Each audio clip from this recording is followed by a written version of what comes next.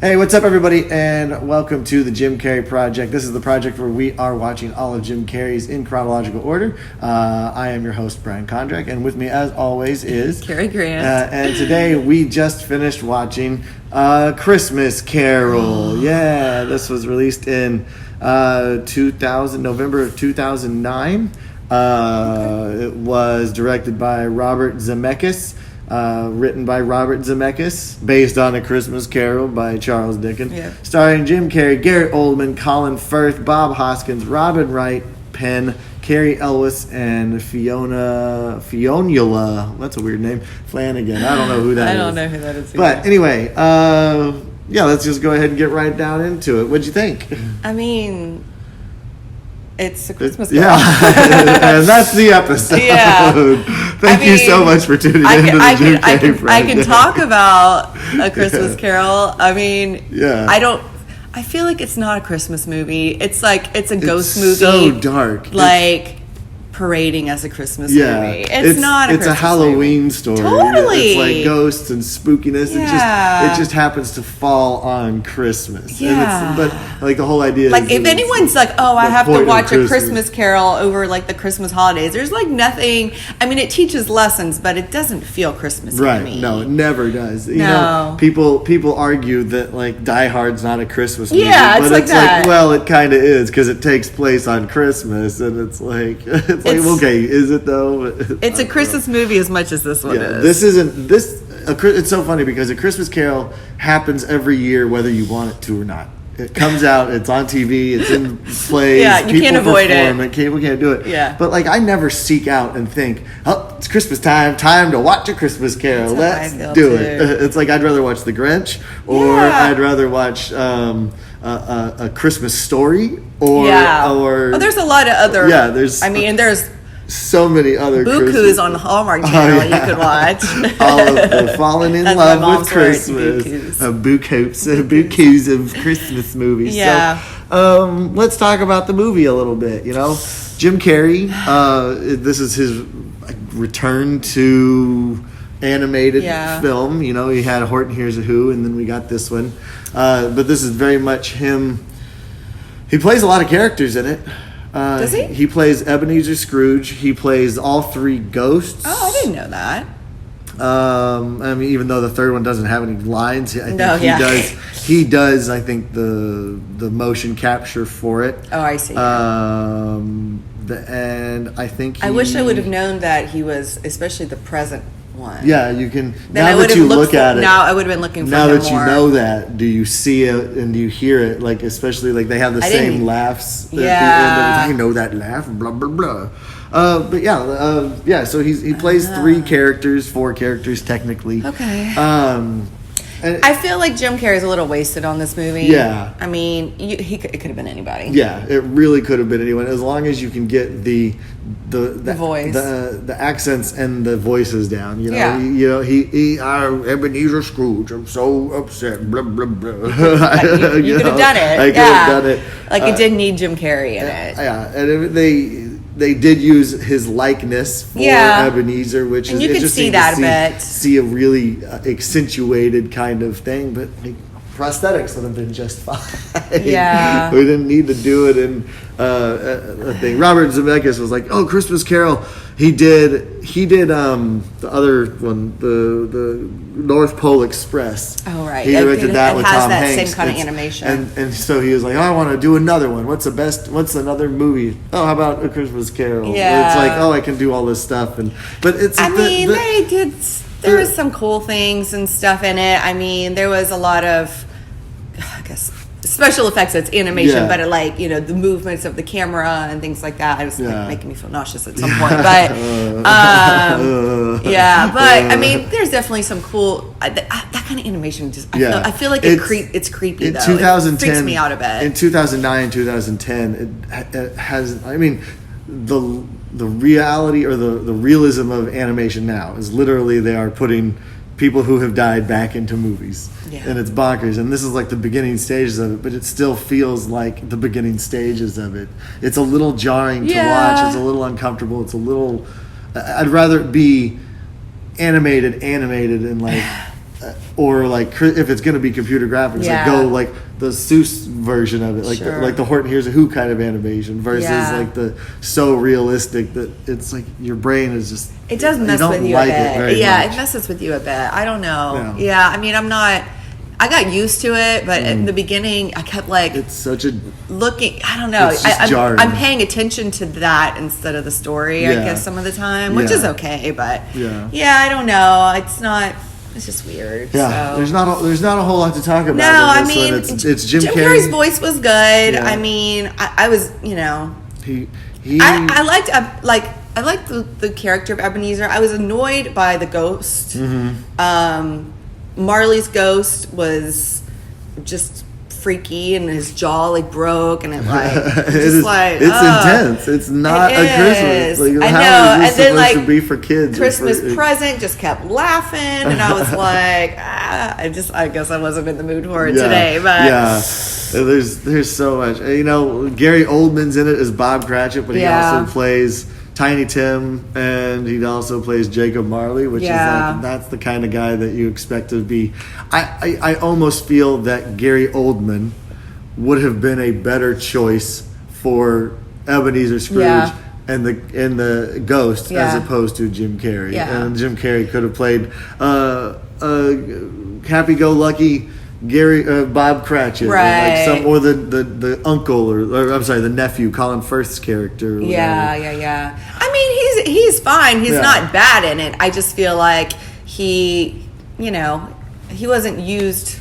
Yeah. The story doesn't need him. No. The story doesn't. Him being in it doesn't make it any better. When you're talking about a versatile actor that can play two ghosts that don't really say anything, and one ghost that is like really boisterous, and then like this crotchety old guy, it's like you missed the mark on this one. I mean, it's still a fun movie, and it's still entertaining, and it's still pretty fun. I don't even feel like it's like, I mean, I always think of it as a children's movie. It's really not even a children's movie either. Not at all. That one part, I think you went to the bathroom, but it was the end of Christmas Present Ghost.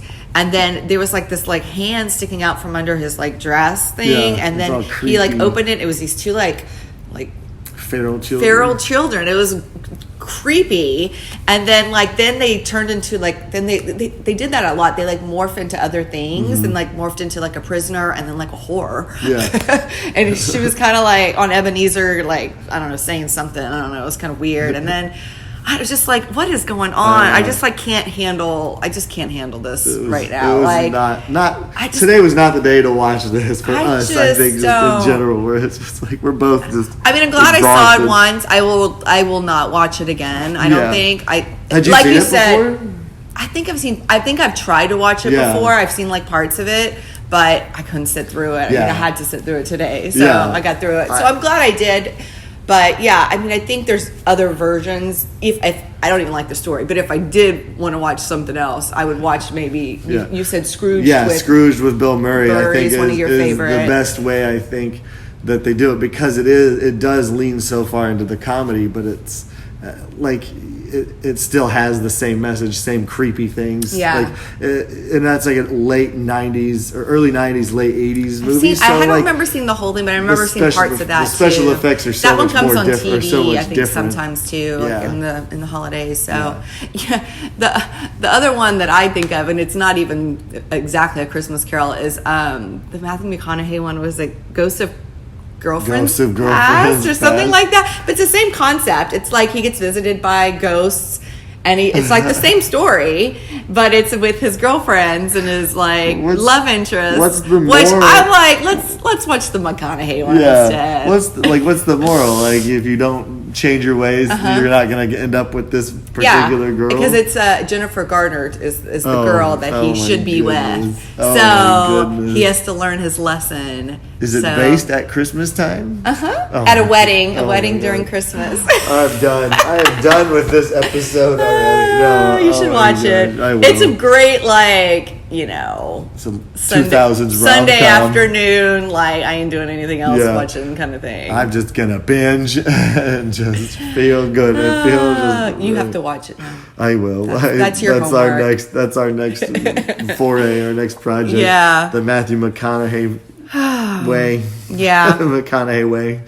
I don't know. At least it's entertaining, you know. Like I actually did not even feel entertained very much on this one. Yeah, I really didn't. I hate to say that. I was gonna say the same thing, where it's like this comes on, or if it's at Christmas time and we're with family and I'm with family or whatever. It's like, what are we watching all day long? It's like, let's just watch A Christmas Story again, as opposed to turning this one on. Totally. It's just so dark. Like it just is dark. The entire movie. Yes. And you can't see what's really happening. No. You can't make things out. No, and it is really dark. Like visually dark as well. It is so dark. Yeah. And it's just the only part I did like is at the end when he's happy. Yeah. And it's snowy and he's like being, generous, and then it's like, that's Christmassy. Yeah. There you go. There's Jim Carrey being 3 weirdo. minutes of Christmas at the end. Jim Carrey being Jim Carrey. Yeah. Finally. Yeah. I 100% agree with you. He's underutilized in this film. So for the whole movie, did they had the sensors on him? I think they did. For all the voices I think that's how they did most of this one, is the motion capture with like with the little dots and everything like that. Yeah. Just because that seemed to be where they were going. Probably helps with the voice too, like doing all the finding the physical things to do it. I mean, that's got to be a lot of work to really be, if he's crouched over like the whole time. Like that's uncomfortable for a lot of work. So I can't negate the amount of work that he probably did for this movie. It's just meh. No. It's just such a meh. I don't. Even Polar Express kind of again creeps me out a little bit, and I will watch it. But I don't always love it either. Yeah, it's always. It's just not. There's just something about him. There's something about him. And it's partly entertaining, and at least that it has like the hot chocolate song and stuff like that. So at least it's like a little more like a. Sorry, Reed. I apologize about that. So I don't like the animation. I don't like the story. It's scary. Yeah. It's creepy. Jim Carrey, sorry, we're being very negative today. I know. Jim Carrey didn't need to be in it. Yeah. That's about it. Yeah, There's not much to talk about on this one. I know. I want to keep going, but at the same time, it's like, what else do we have to talk about? Jim Carrey's in it. He's in it. He did it. Plays 3 characters. He does things. But everybody knows the story. Yeah. It's not like we can tell you anything about the story. We're not breaking any new ground talking about Jim Carrey's career in this episode or in I wonder why he did it. Money? I don't know. Or just it seems to like say he did it. It seems like it would be a really cool experience, especially to direct with to work with someone like Robert Zemeckis, who is a pretty huge name in Hollywood. It seems like that would be a great idea. Might as well. I've got this opportunity. But it's going to be all this thing in animated. But I've already done animation, so let's go ahead and keep doing it. So he's been. I mean, I guess it's a different kind of challenge and stuff, and that's cool. But. Castaway, Polar Express, Beowulf, Flight. I'm trying. Who Framed Roger Rabbit? Back to the Future 2 and 3. Like Robert Zemeckis, cool. Romancing the Stone. Robert Zemeckis has done a lot of fantastic. Oh, Death Becomes Her. Forrest Gump. Yeah, if someone who's done Forrest Gump and all of this stuff is reaching out to you and being like, "Do you want to be in my movie?" All right. Yeah. Of course I'll be in your movie. Yeah. It could be award winning. And like you said, because the animation is different than the other animated movies that he did, and he is. He played an elephant before that. So like having and being, it kind of looked like him and the motion and stuff too. It's a different experience, I'm guessing. So that's kind of cool. And it is what it is. It is what it is. Yeah. So it had a budget of $175 to $2 million, which is a huge budget, but that's all animation. That's all of the big names, all of the celebrities, or all the Gary Oldman, Colin Firth, Bob Hoskins. I imagine that they all cost quite a bit. Oh, Robin Wright is in here too with Carrie Elwes, which is funny. That is funny. The Princess Bride. Yeah, Princess Bride couple. And it only made $325 million, which is a pretty good box office. That is, but it's good. It's on TV every freaking year, and it's like, do they get royalties from that? And maybe little. I would not have. I don't think I saw this in theaters, and I'm glad I did not see it in theaters. It would have been so boring to sit through in theaters. Like, it's a Christmas Carol. We're here. We're done. Like I said, the movement and the way they did, like I want to say camera work. It's not camera work because it's animation, but it feels like that. Yeah, could have been kind of cool on the big screen, but other than that, there's really no point in seeing it in the theater. So what is your rating on A Christmas Carol with Jim Carrey?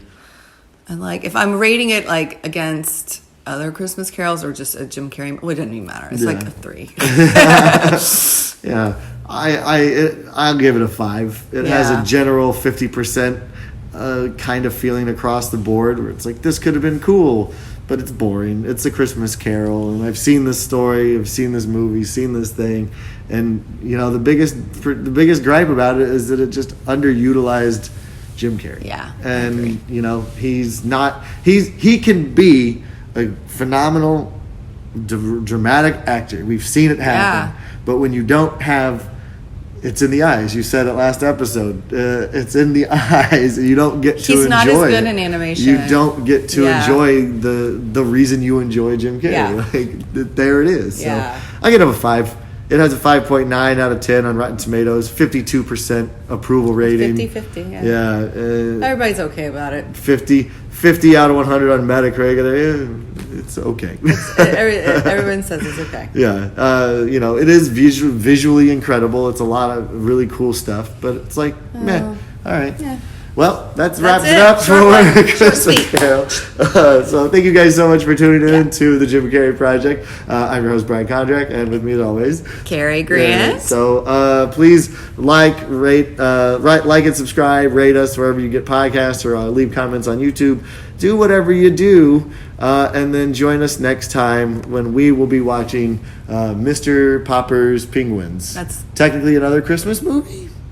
I don't know. I've never seen it all the way through. I have seen it. It's cute. At least it's not animation. So good. Awesome. Well, you guys take care.